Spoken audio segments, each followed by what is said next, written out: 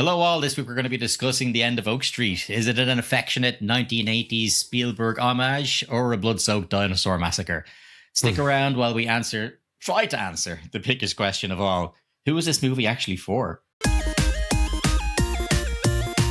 Hello, all. Welcome to Middle-Aged Geeks. I'm Phil, and that is Daz. And yes, as we said, we're going to be discussing The End of Oak Street, the latest movie by Robert David Mitchell. So as usual, Daz, I'm just going to fly through a little bit about what the movie's about and bits and pieces, and then we'll get into your early thoughts. So the official synopsis of this one is, after a mysterious cosmic event rips Oak Street from suburbia and transports their neighborhood to someplace unknown, the Platt family soon discovers that their very survival depends on them sticking together as they navigate their now unrecognizable surroundings.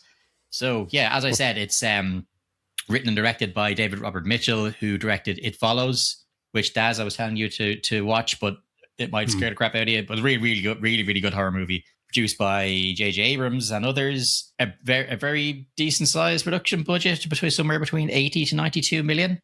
A very swift runtime of 99 minutes, which I thought was great.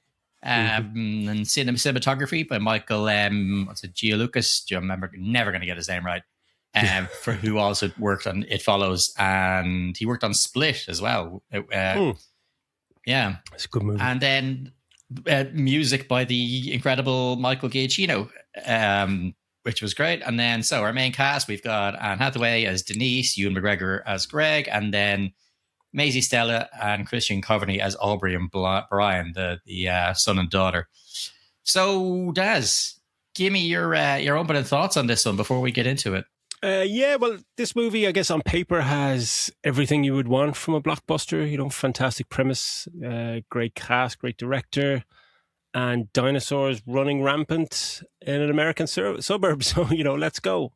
But this was a bit of a letdown for me. The movie's fine. It's not a bad movie by any stretch. There are genuinely good elements in here. Like the concept itself is fantastic. It's a strong setup. And it reminded me just of, Twilight Zone and Outer Limits and how much we kind of yearn for that series again. Makes me want to go back and watch those old shows. Because I know Black Mirror touched on that nowadays, leans into that, but it's more sci-fi. But yeah, after the setup, it just kind of became more frustrating the more it went on, and just people making stupid decisions, annoying children, and the worst of all for me is just manufactured tension when it doesn't need to be. And the second act I thought was excruciating because nothing fucking happens. It's just people running around, dinosaurs. There's no reason. Yeah, we'll get into that on the plot. It kept teasing a better movie that never arrived, a movie that was a more interesting kind of survival movie, one of just like, what the fuck would you do if this happened? And they touch on that for about 3 minutes and then just throw it away, and just people do stupid things, and it's just scene after scene of, here's another dinosaur thing, and yeah, we'll get into the dinosaurs and all that in due course. But yeah, fantastic premise that I really liked. But yeah, it's one of those movies you keep thinking, this could have been brilliant, and I didn't think it was. Yeah, it's similar. I think for me, it was like I said in the opening, who is this movie for, which is something we haven't said, in a while, but I think it's that tonal clash. Like it does completely wrap itself in that, like, Spielbergian family adventure stuff, the whole aesthetic.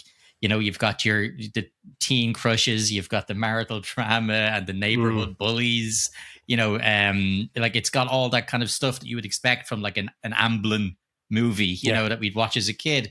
But then, it turns into a fairly, R-rated fucking bloody monster survival. Like there's people that get ripped apart by dinosaurs. So it's way too violent to be a kids family adventure kind of movie. But the kind of your core of it, really kind of young adult maybe thing, I don't know. It just seems maybe it's a little too formulaic for someone who is a massive horror fan, because we know what an adventure movie is like, and it's so I don't know. I feel like it's hitting this kind of weird middle ground where I'm not entirely sure who it's going to hit home for, like where they're going to pull that money in from, because it is a decent sized budget. But like I have to say, there's a lot of really great stuff as well. Like I thought that the cinematography and the music in particular, I thought was Music fantastic. really Like good, yeah. like there's almost like John. I know it's obviously Michael Giacchino, but there was almost like a little kind of John Williamsy kind of score near the start. One of the tunes at the start where Yeah. just that kind of little fluttering. And I was like, Jesus Christ, that really takes me back. And obviously, it's in the 80s, that it's set. But there is a lot of fun here. But yeah, I'm just not sure it knew what it was trying to be. But yeah, why don't we talk about performances, Daz? Because we talk like Anne Hathaway at the moment. I think she's the one of the biggest grossing star of 2026 so far. She's been in about 4,000 movies this year. Yeah. It's unbelievable. I think it's something like she's crossed the 2 billion mark is what her movies so far in 2026 alone was. For me, I thought she was the strongest in this by a country mile. Yeah. Like she felt way more complex, and like her character, I felt her much more believable than I did. The other is Ewan McGregor's character, and their relationship just seemed weird to me. Just seems kind of forced. It seems like, as you alluded to there, like the director is obviously a fan of Spielberg and trying to touch on a lot of Spielbergian things, but none of them really hit for me. And especially it's the characters in Spielberg movie. There's the family drama, the nuclear family, and all these kind of setups, and you just kind of like the characters and you go on a journey with them, whether it's E.T. or Jurassic Park or anything.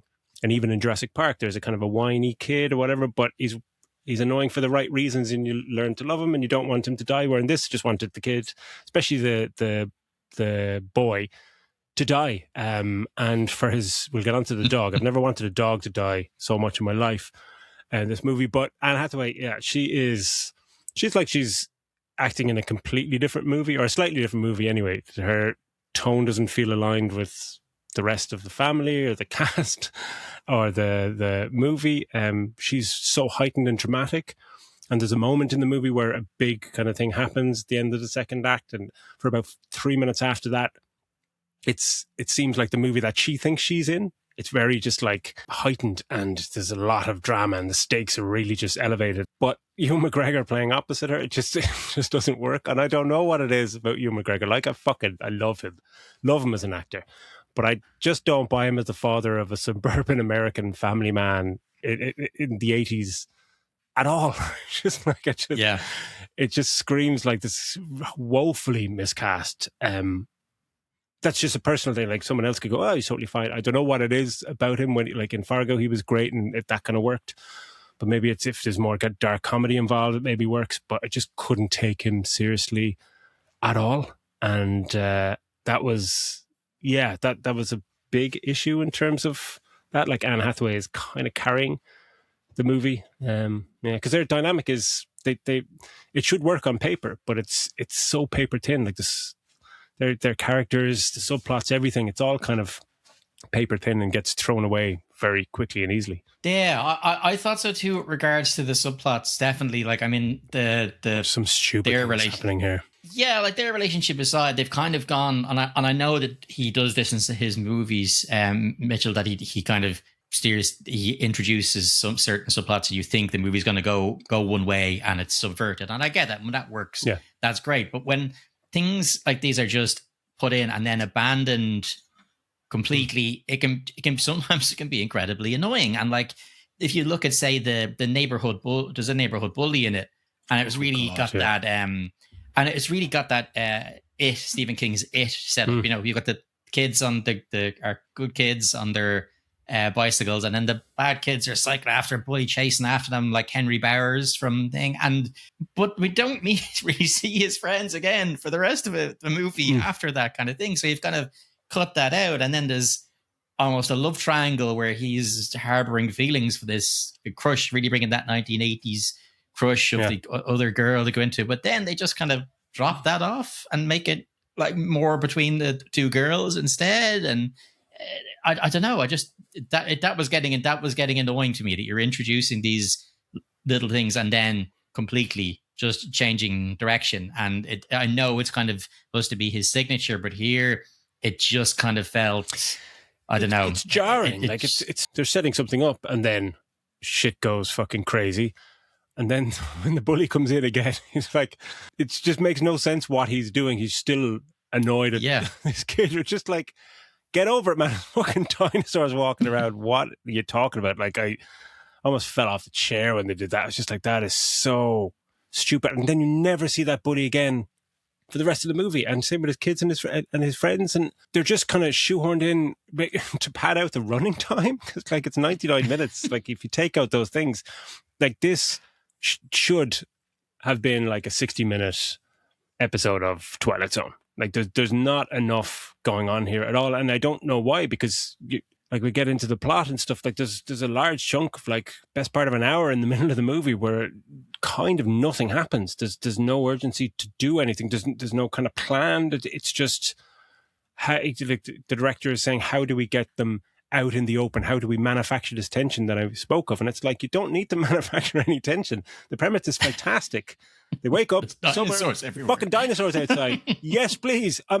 That's your tension. Just give us a reason, or give the family a reason to have to go from A to B. Like any old fucking trope. Like the daughter gets her leg bitten in the first attack, and they need medical supplies. Oh, we don't have any. Okay, shit. That perfect setup where you don't want to go anywhere, but you have to. And that's what, like, they have a lovely little, Ewan McGregor and Anne Hathaway have a little kind of discussion that is the central, I thought would be the central premise of the movie going forward, where he's like, I think we should just fucking chill out. And she's like, no, like, we've no milk, there's no water, we're going to run out of food, people might need help. But everything that she mentions, they never tackle in any way, shape, or form. You never see them trying to get food. They don't help anyone. They don't meet anyone. Like, and it's just, there's no reason. There should be a reason for them to go outside. The reason to go outside is because the little kid is a fucking idiot and goes looking for his dog. And like, that's the reason. And you're just going, oh, come on. Like, is that all you've got? It's like, yeah, that just wrecked my head completely. Not to mention, like, he carries around this real bow and arrow, and he can't hit anything. He can't. I was like expecting it to be so pivotal, but he might as well have He might as well have his eyes closed when he's using it, because he ain't hit the shit with that thing. Like, not only did he not hit the first thing he goes for, he missed it. But it's such a limp shot that even if I hit it, it would have just bounced off him. It's just like, what's the point to this bow and arrow? Like, I don't understand. Are we supposed to be endeared to this fucking annoying idiot kid? Because we weren't. Yeah, like he was quite annoying, and I think that when you mentioned it could have easily been like an hour-long episode or something. You could get that feeling because the only exposition we get to why all this has actually happened, transporting a fucking neighborhood and getting prehistoric, then all we get really is that the daughter is into all Carl Sagan and all that kind of stuff. And she mentions, well, Sagan mentioned that blah, blah, blah, and this could be a wormhole or something between two. And that's it. And then we just move on. We're like, oh. And then they go, right, okay, we're going to look for another portal to get home. It's just like, really? That's all that. But I mean, for a short episode, that's what you would get. But it's mad that they all have to they all only just buy into what she says, the teenage girl. That because she's been reading Carl Sagan books. Yeah. Like, oh, well, that makes sense. Why there's a fucking Stegosaurus in the back garden. And that's the whole thing when they're like, they then introduce a librarian, because if you didn't pick up what the daughter was saying about Carl Sagan and portals, their next door neighbor finds a plant in their back garden, and it's like, oh, that's a weird plant, wasn't here yesterday. So and that's why he takes pictures and goes to the librarian. I can't find this in any of the books anywhere. The librarian who just happens to have a PhD in fucking 200 million year old plants and fauna goes, Jesus, that's blah, blah, blah. That hasn't been around for 200 million years. And you're kind of going, that's the only way they're actually foreshadowing, just in case you don't know what's going to happen in the movie. And they're kind of giving you a basic timeline of like, it's about 200 million years, which based on the dinosaurs that actually appear, is wildly inaccurate. Some of the dinosaurs that appear here are 100 million years apart. From late Cretaceous to early Triassic, it's fucking wild. Like, but that librarian, thank God for her. But I did like that the way it starts. Is, well, obviously we get into the Portal stuff more, but I got that. I loved the 80s vibe of these what do they call events happening? Like someone's in the room and you're just getting the bright lights from outside and the things blowing and stuff, and the music kicked in, and it just felt something like it was Flight of the Navigator or something like that. It's just real. You're buzzing. Cheap, you've got goosebumps watching that. And real cheap, easy effects, and it's just perfect. Really brought that nostalgia feeling forward, and I love that. And like there really is the 80s tropes when they nail them. They really, really do. And we get talked about the shocking movie Ice Cream Man last week, and how that's has an 80s vibe, yet it's not. Whereas this is they've firmly stuck to this, and I think it's definitely a massive positive that that's when they said it, because it really, really, as you said, Des, he must be a fan of Spielberg, because his name is all over this, And even they have a big pile of shit in the back garden that's been transported, and as a kind of a nod to Jurassic Park, and just like that's. I thought they were going to say the line. I thought he was going to say, "That's one big pile of shit." Yeah, yeah.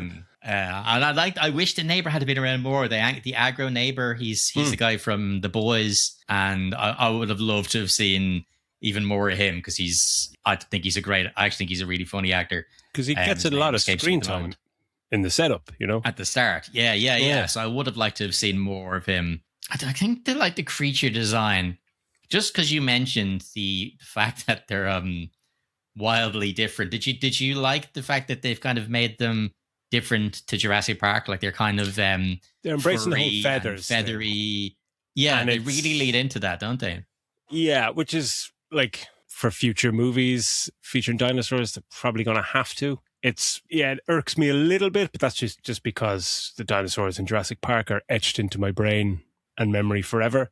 But the initial pack of the furry kind of they're coelophysis, the guys that look like ostriches or whatever, they're very feathery, and that kind of works as your introduction. But then when you kind of see one of the main dinosaurs that's following them is the allosaur, and that's the one that it looks quite a little bit strange visually. But but some of them looked really good. They were rendered really well, and then this is, like, the VFX in this, it's some of it's really good, and some of it was just like, Jesus Christ, it's kind of looked a bit last minute, a bit hokey.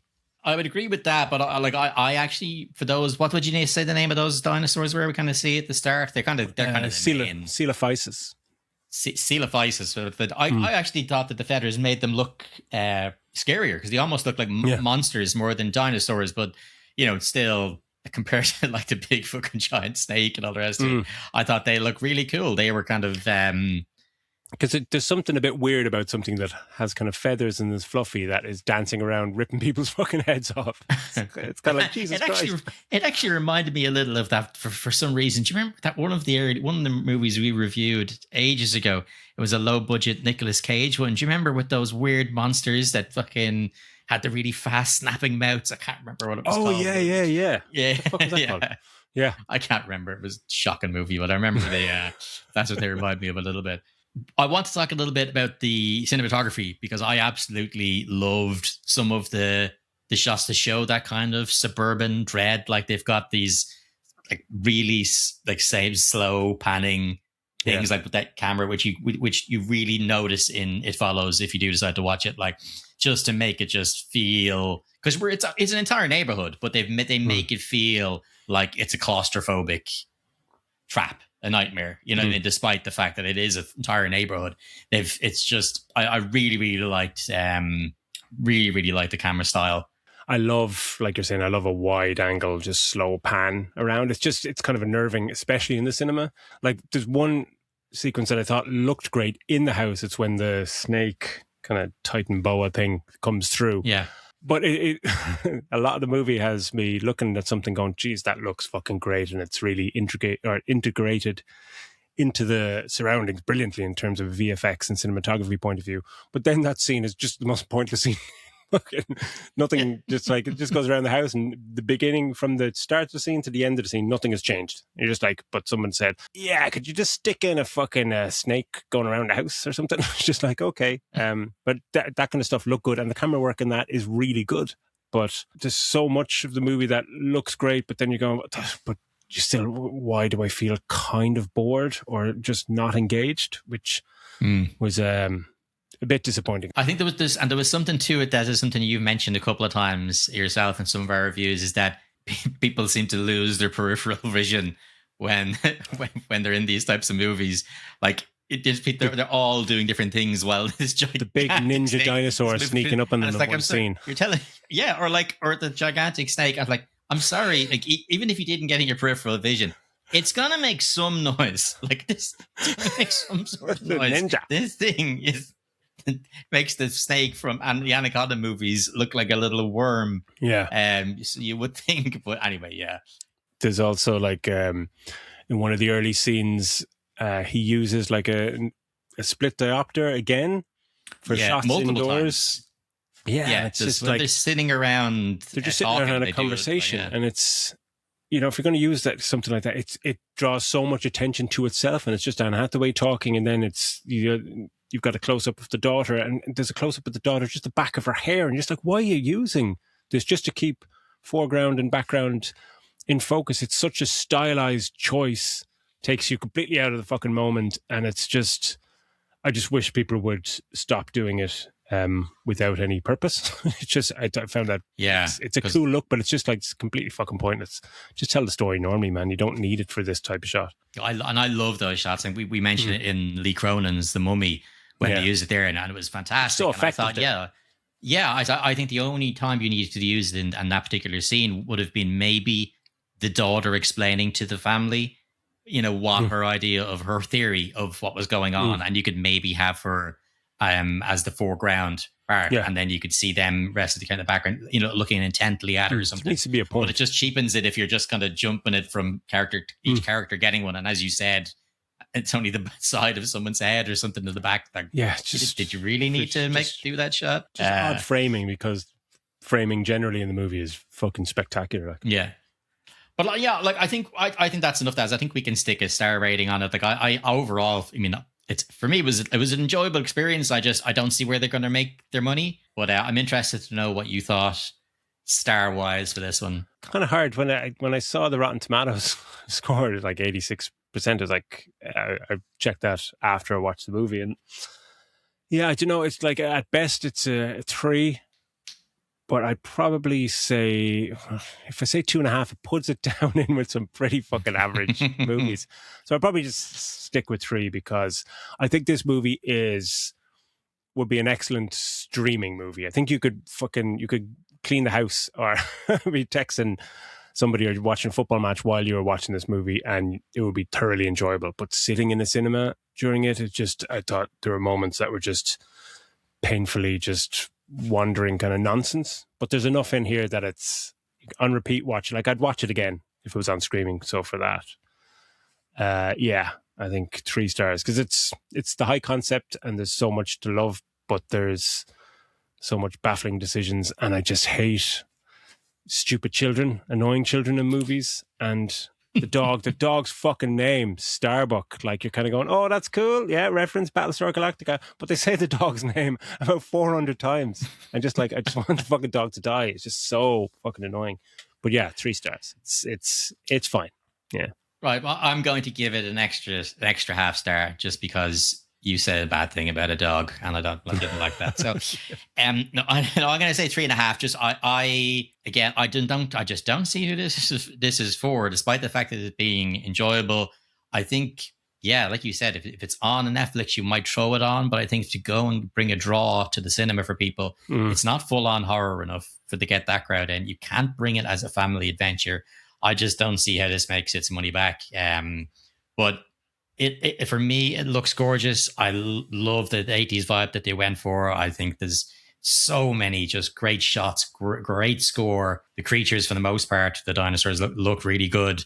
Anne Hathaway is fantastic in it. Yeah, but it's just, there's not enough. They didn't follow enough of these little kind of threads that they went into that they just abandon or just make frustrating, these little subplots.